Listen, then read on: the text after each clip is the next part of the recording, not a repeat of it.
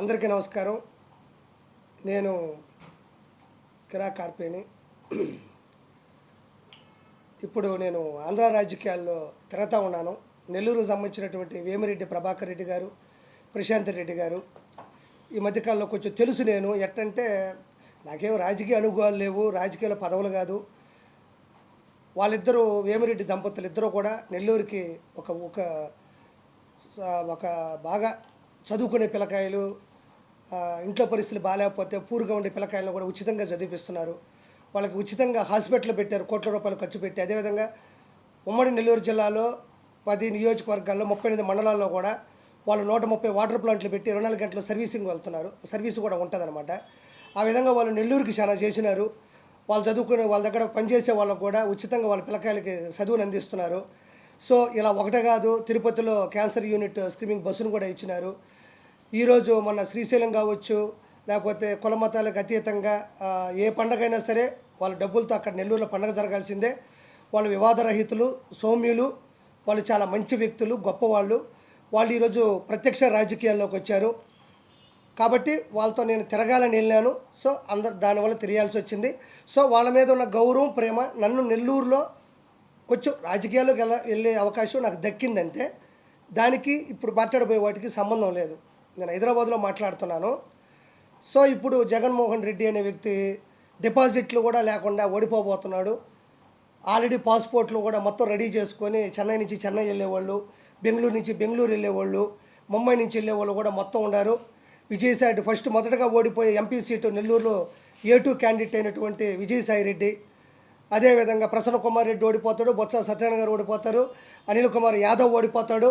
ఇలా ఒక్కరు కూడా డిపాజిట్లు రాకపోకుండా అందరూ ఓడిపోవడానికి గల రీజన్ ఏంటంటే అందరూ కూడా రౌడీ రాజకీయాల్ని ప్రోత్సహించడం, గంజాయితో పిల్లకాయలను ఎంజాయ్ చేయమని చెప్పడం, దాంతోపాటు విచ్చలవిడిగా ఇసుక దందాలు, భూ కబ్జాలు, వాళ్ళకి ఇష్టం వచ్చినట్టు చేయడం, ఆ పిల్లకాయల్ని రెచ్చగొట్టడం, వాళ్ళ మీద రౌడీయిజం ప్రవర్తనలు చేయడం. ఈరోజు ఆంధ్రప్రదేశ్ ఏమాత్రం కూడా అభివృద్ధి చెందకుండా వెనకబడిపోవడం, అదేవిధంగా తను ఇచ్చిన మేనిఫెస్టో 2019 ఇచ్చింది ఒకటి కూడా చేయకపోవడం, జనాల్ని రెచ్చగొట్టి అది పనిగా పేటీఎం బ్యాచ్లకు డబ్బులు ఇచ్చి ఇంట్లో ఆడవాళ్ళ మీద బూతులు తిట్టించడం, ఇవన్నీ కూడా జగన్మోహన్ రెడ్డి స్వయం కృపాదం అని చెప్పుకోవాలి. ఈరోజు ఓటమికి కారణం సొంత బాబాయిని కూడా ఆస్తి కోసం తన భార్య భారతీరెడ్డి ప్రోత్సాహంతో, అవినాష్ రెడ్డి సహాయంతో సొంత బాబాయ్ వివేకానంద రెడ్డిని వెనక ముందు కూడా చూసుకోకుండా సొంత రక్తం కూడా తెలియకుండా చంపేసి ఆ రక్తాన్ని దగ్గరుండి చూడడం, సొంత చెల్లి షర్మిల గారు అంత కష్టపడి తను పార్టీ కోసం ఆయన జైల్లో ఉంటే గురువు గారు A1 ఆవిడకి ఎటువంటి పదవి ఇవ్వకుండా, ఒక మహిళను చూడకుండా ఆవిడని ఇష్టారాజ్యంగా తిట్టి ఏరోలకు డబ్బులు ఇచ్చి బెదిరించడం, ఇంకొక చెల్లి సునీత గారు కూడా చేస్తున్నా కూడా ఆవిడని కూడా బెదిరించడం, సొంత అమ్మ అంటే 5 సంవత్సరాల క్రితం ఫస్ట్ కత్తిపోటు, రెండోది వచ్చేసి గొడ్డలతో నరకడం. ఇప్పుడు కత్తిపోటు ప్లేస్లో రాయిని పెట్టాడు. ఇప్పుడు గొడ్డల ప్లేస్లో ఎవరిని చంపాలనుకుంటే ఒక్కరు కూడా దొరకడంలే. గులకరాయి ఏమో కత్తిపోటు ప్లేసు, ఇప్పుడు చంపే ప్లేస్లో ఎవరూ దొరకట్లేదు. వాళ్ళ అమ్మేమో అమెరికాకి వెళ్ళిపోయింది, ఇంకొక ఆవిడేమో పుల్లు ప్రొటెక్షన్ కోసం ఇంకొక రాజకీయ నేపథ్యం ఎంచుకుంది, ఇంకొక ఆవిడేమో జనాల్లో తిరుక్కుంటుంది ఆడ చంపేస్తాడని. అప్పుడు అంత అత్యంత దగ్గరగా ఉండేవాళ్ళు ఎవరు కూడా అతనించి పారిపోయి ఇప్పుడు చచ్చిపోతే మనోడు సీఎం అవుతాడు, కానీ మనం చచ్చిపోవడం అవసరమా అని ఈరోజు చేయడం జరిగింది. వీటితో పాటు మేనిఫెస్టో పోగొట్టాడు. తర్వాత వచ్చేసి అందరికీ ఉద్యోగ అవకాశాలు అన్నాడు, ఒకడికే ఉద్యోగ అవకాశం లేదు. ఈరోజు జగన్మోహన్ రెడ్డి ప్రభుత్వంలో ఎంపీలు ఉన్నారు, మినిస్టర్లు ఉన్నారు, ఎమ్మెల్సీలు ఉన్నారు, ఎమ్మెల్యేలు ఉన్నారు. కానీ అంతకు మించి బూతులు ఎవడైతే తిడతాడో వాళ్ళకి పదవులు ఇచ్చి ప్రోత్సహిస్తున్నాడు. ఈరోజు నన్ను ఒక అమ్మాయి తిట్టింది, బూతులు తిట్టింది, మన భార్యని తిట్టింది, లేదా ఇంకోరిని తిట్టింది. ఈరోజు జగన్మోహన్ రెడ్డి అనే ఒక వ్యక్తి, ఒక A1 ఈ పేటీఎం కుక్కలకి ఇచ్చే డబ్బులు అభివృద్ధి మీద పెట్టున్నా కూడా ఈరోజు మంచి హాస్పిటల్ ఉండేటివి, స్కూళ్ళు ఉండేటివి, మంచి జాగృతి, మంచి సంస్కృతి ఉండేది. మన ఆంధ్రప్రదేశ్ కూడా ఒక రేంజ్కి వెళ్ళి ఉండేది. ఎంతసేపు ఇంట్లో ఉండే ఆడవాళ్ళు ఏం చేస్తారా, పిల్లకాయలు ఎందుకు త్వరగా పుట్టలేదు, వీళ్ళకి ఇంకా ఎందుకు పెళ్ళిళ్ళు అవుతున్నాయి, 3 పెళ్ళిళ్ళు ఎందుకైనాయి. ఈరోజు పవన్ కళ్యాణ్ గారికి 3 పెళ్ళిళ్ళు అంటున్నావు, దానివల్ల సమాజానికి ఇబ్బంది లేదు, వాళ్ళ కుటుంబానికి ఇబ్బంది లేదు. 3 పెళ్ళిళ్ళు చేసుకున్నా ఏం కాలేదు, కానీ నువ్వు ఒక్క పెళ్లి చేసుకుంటేనే మీ బాబాయ్ పోయాడు.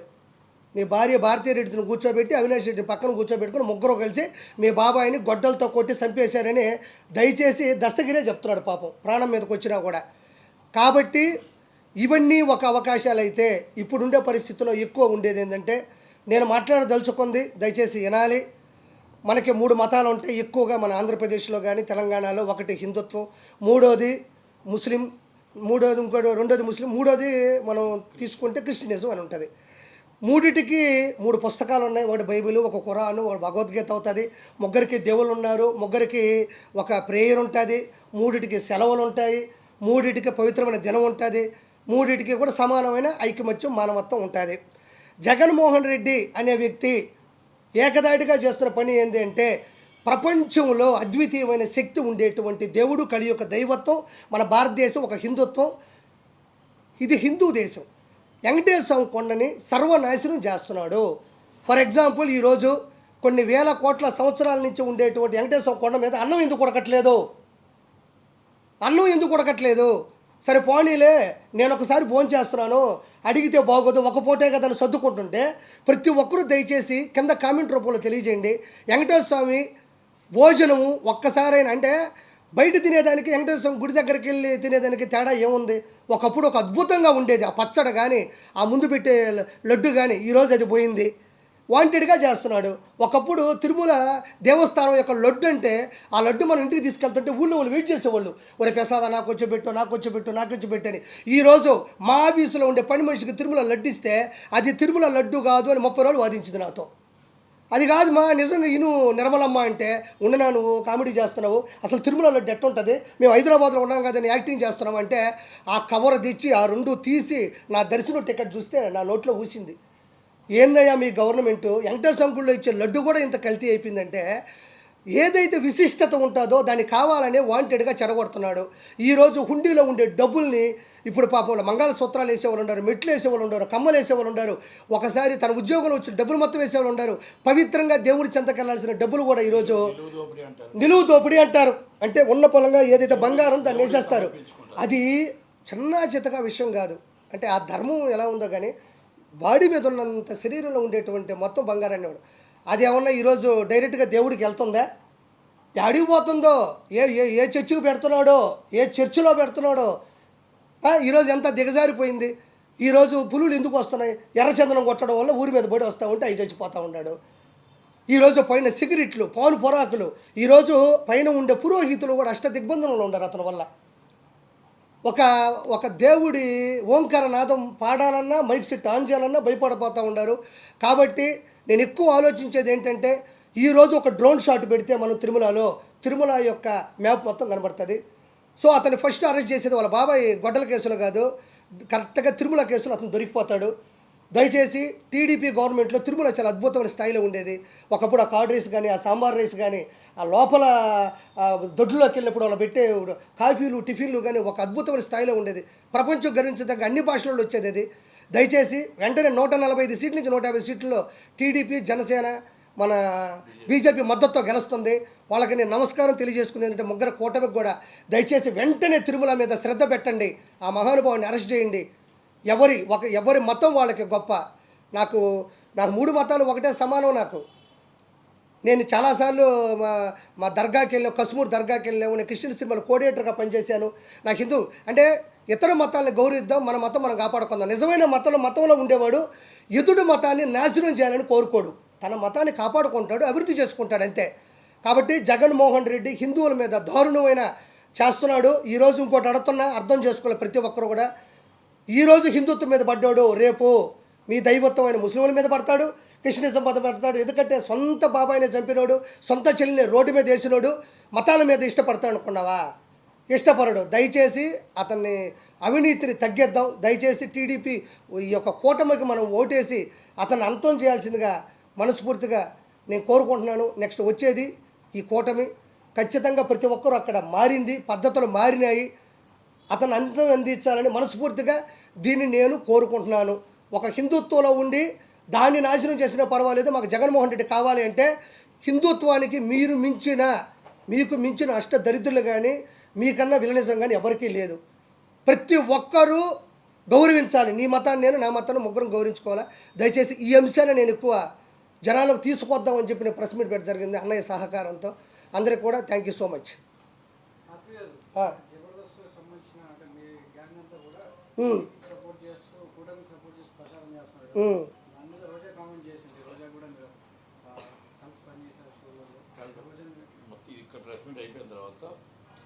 అడగండి, ఇదొక్కటి అడగండి.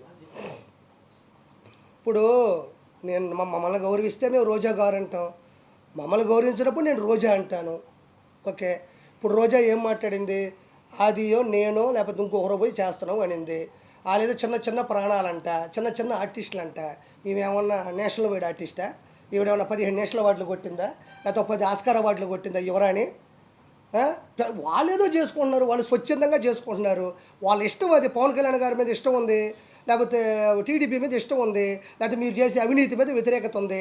నువ్వు ఏమన్నా నేషనల్ అవార్డు ఆర్టిస్టువా? నువ్వు 20 సినిమాలు ఏమన్నా ఆస్కార్ అవార్డులు కొట్టినావా? రెండోది, చిన్న చిన్న ఆర్టిస్టులు అంటున్నావే, నీకు దమ్ము ఉంటే గెటప్ సీన్ చేసే క్యారెక్టర్ నీ జీవితంలో ఒకటైనా చేయగలిగావా? ఇస్తే నువ్వు చేయగలవా? సుధీర్ ఉన్నాడు, కష్టపడ్డాడు, మ్యాజిక్ చేశాడు, వాడు చరిష్మాతో సినిమా హీరో అయినాడు. ఈరోజు అత్యద్భుతం, నీకన్నా 10 రెట్లు ఫాలోయింగ్ ఉంది, వాడితో నువ్వు పోటీ పడగలవా? ఇప్పుడు ఆది ఉన్నాడు, వాడు వచ్చిన తర్వాత జబర్దస్త్ చరిత్రనే మార్చినాడు.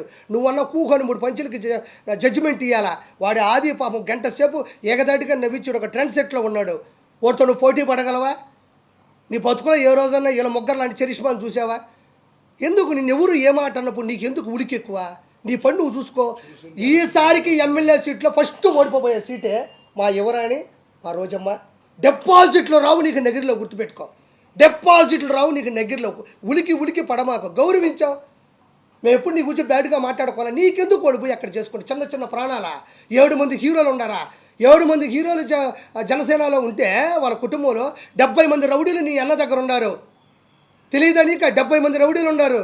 నీకు దమ్ముంటే ఒకసారి ఎదిరించి మాట్లాడి చూడు, నేను లేపేస్తాడు చూద్దాం. ప్రతిదాకా నీలాగా దిగజారిపోయి నీలాగా ఆడ ఇలా వెనక తిరుక్కుంటా బతుకుతాను అనుకుంటున్నావు ఏంది? వాళ్ళు స్వచ్ఛందంగా పడినారు, వాళ్ళు ఇష్టం ఉంటే ఉంటారు, లేకపోతే పోతారు. నోరు మూసుకొని నీ పబ్లిసిటీ నువ్వు చేసుకో. నువ్వు చేసినా ఓడిపోతావు, చేయకపోయినా ఓడిపోతావు. నటుకుమారని చెప్పినట్టు జనసేన కన్నా వచ్చి అక్కడ మద్దతు బలుకు బాగుంటుంది. నువ్వు నీ బతుకు. ఇంకేటన్నా వస్తుంది, రేపు ఎల్లుండో వస్తుంది. నగిరిలో ఏముంది? నేను వచ్చిన నగిరికి నీ వల్ల నేను ఎదవనైపోయినాడా? ఏముంది నగిరిలో నువ్వు చేసిన అభివృద్ధి? వారం పెడితే చాలు, నీ అంత తాళపాక అన్నమయ్యనట్టు వెళ్తుంటావు పైకి. వెంకటేశ్వర స్వామి అంటే అంత ఇష్టం, అంత ప్రేమ ఉన్నప్పుడు అన్న చేసే దుర్మార్గాన్ని ఎందుకు అడగలేకపోతున్నావు? 30 మంది కావాలి నీకు, ఒకరు కాదు. అమ్మ పెద్ద టీం నీకు, తిరుమల టీం ఉంటుంది నీకు. వేసుకొని పోతా ఉండాలా తిరుమలకి. అన్నకి సామాన్య భక్తుడు తిరుమలకి వెళ్తే నీ అన్నకి ఇష్టం ఉంటుంది. ఎందుకంటే పాపం వాడి దగ్గర 1 రూపాయి డబ్బులు ఉండవు, వాడు అన్నదానం తింటాడు, హుండీలో డబ్బులు లేడు పాపం. మీ అన్న 30,000 పెట్టి వెంకటేశ్వర స్వామి దగ్గరకు వచ్చినాడే గొప్పవాడు. ఉండు నీకు జూన్ 4వ తారీఖు మొత్తం అందరి లెక్కలు జాలస్తాము. హైదరాబాద్ మారుస్తుంది. జగన్మోహన్ రెడ్డి లండన్ అని పెట్టుకున్నాడు. ఎందుకంటే అదే లండన్లో విజయమాల్య ఉన్నాడు, దొందే 2 ఒకటే. ఆడికి పోతాడు. మా విజయసాయిరెడ్డి ఉన్నాడు, ఏమిరెడ్డి గారి ఇంటర్వ్యూ కూడా బేకలేని విజయసాయిరెడ్డి ఏటు ఏమన్నా ఏమిరెడ్డి ప్రభాకర్ రెడ్డి గారికి పైన విజయసాయిరెడ్డి దిగినాయంటే మీ అతి చేష్టాలు, మీ ఆకృతి చేష్టాలు కాదు. ఏమన్నా చేయగలరా మీరు? ఎవరికి? ఓహో, మనోడు అందుకే మొన్న అంటున్నాడు కాలేజీ రూమ్ అంటున్నాడు. అది ఈసారికి కూటమి వస్తుంది, అవతలోడికి ఓటం వస్తుంది. దయచేసి నేను అడిగిన ప్రణాళికల్ని చెయ్యండి. నేను నిష్పక్షపాతంగా స్వచ్ఛందంగా మాట్లాడుతున్నాను. ఈ విషయం ఎవరూ మాట్లాడాల. మన మతాన్ని మనం కాపాడుకుందాం. దయచేసి మన హిందుత్వాన్ని కాపాడుకుందాం. పైన లడ్డు ఇంత ముందులాగా ఉండాలా, అన్నదానం బాగుండాలా, ప్రపంచంలో నలుదిక్కులు వచ్చే వాళ్ళకి అన్ని ఫెసిలిటీస్ ఇవ్వాలా, అందరికీ ఉండాలా, అన్ని మతాలు బాగుండాలా. ఇది నేను మాట్లాడింది. ఈ మా అన్న నాకు ఖచ్చితంగా సీఎం రేసులో ఉండరు, గెలవాలా. 140 నుంచి 150 సీట్లు. నేను అనుకున్న పద్ధతిలో ఎక్కువ మాట్లాడారు. ప్రతిసారి పింఛన్లే, రోడ్లు బాగుపోయిన పర్లే మాకు పింఛన్ ఇచ్చాడు. మా ఇంట్లో ఎవరికన్నా ఉద్యోగం లేదు అయినా 3,000 పింఛన్ ఇచ్చాడు. మా ఇంట్లో మా పిల్లోడు మనవుడు గంజాయి తాగుతున్నాడు అయినా నాకు పింఛన్ ఇచ్చాడు. పింఛను. ఒక కుటుంబంలో ఒక 5 మంది ఉంటే ఒక ఆవిడ ముసలావిడ ఉంటుంది. మిగతా 4 కూడా పింఛన్ ఇవ్వనప్పుడు నీ పింఛన కుటుంబం అంతా కాపాడుతుందా? ఇప్పుడు నువ్వే ముసలావు ఉన్నామా, నువ్వు డబ్బులు తీసుకునేవో, రేపు నీ బాగాలేకపోతే అంబులెన్స్ వచ్చింది, రోడ్డు బాగలేదు, ఆ రోడ్లో నేను అంబులెన్స్ తీసుకోపోతే పోయి చచ్చిపోయినావు. రోడ్లు బాగాలేవు, నీ పింఛన్ డబ్బులు నేను కాపాడుతుందా? అంబులెన్స్ వేగానే వేస్తుందా? నువ్వు ఏమైనా ఫ్లైట్ వేసుకుని వెళ్ళగలవు 3,000కి? నీ 3,000 కాదు, గుర్తుపెట్టుకో. మీ మనవరాలు చదువు కావాలా, నీ మనవుడు ఉద్యోగం కావాలా, అవతల వాళ్ళకి జాబు కావాలా, నీ ప్రాణం కూడా బాగుండాలా. ఒక్క పింఛను వల్లే కుటుంబాలు బాగుండవు. స్వార్థం తగ్గించుకొని అన్ని డిపార్ట్మెంట్ చెక్ చేసుకోండి. ఉంటా. సంతోషం.